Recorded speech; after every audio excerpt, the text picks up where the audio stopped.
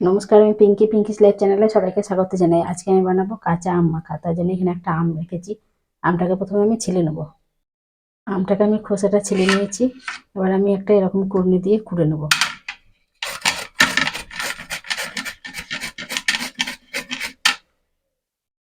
আমটা আমি গোটায় নিয়েছিলাম, গোটা 4-5টা করে নিয়েছি, আর মাঝখানের এই অংশটা আমি বাদ দিয়ে দেবো। আমটা আমার সব কুড়া হয়ে গেছে। এবার আমি এর মধ্যে দিয়ে দেবো একটা শুকনো লঙ্কা। শুকনো লঙ্কাটাকে আমি পুড়িয়ে রেখেছি। লঙ্কাটার মধ্যে আমি একটু নুন দিয়ে দেবো। নুনটা যতটা আমের মধ্যে লাগবে ততটাই দেবো। লঙ্কাটাকে ভালো করে মেখে নেবে। লঙ্কাটাকে আমের সাথে মেখে নেব।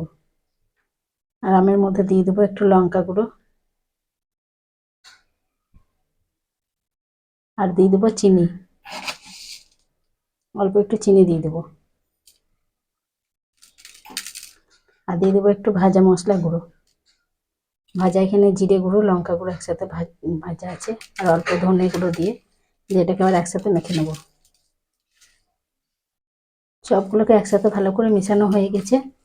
এবার আমি এর মধ্যে দিয়ে দেবো অল্প একটু কাসুন্দি। কাসুন্দি দিয়ে আবারও মেখে নেবো ভালো করে।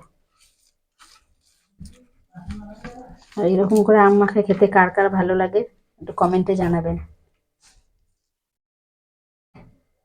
আমার আম মাখাটা রেডি হয়ে গেছে। আর আমার এই ভিডিওটা ভালো লাগলে লাইক, শেয়ার, কমেন্ট করবেন, আর চ্যানেলটিকে সাবস্ক্রাইব করবেন। আর আম মাখাটা কেমন হয়েছে সেটাও জানাবেন।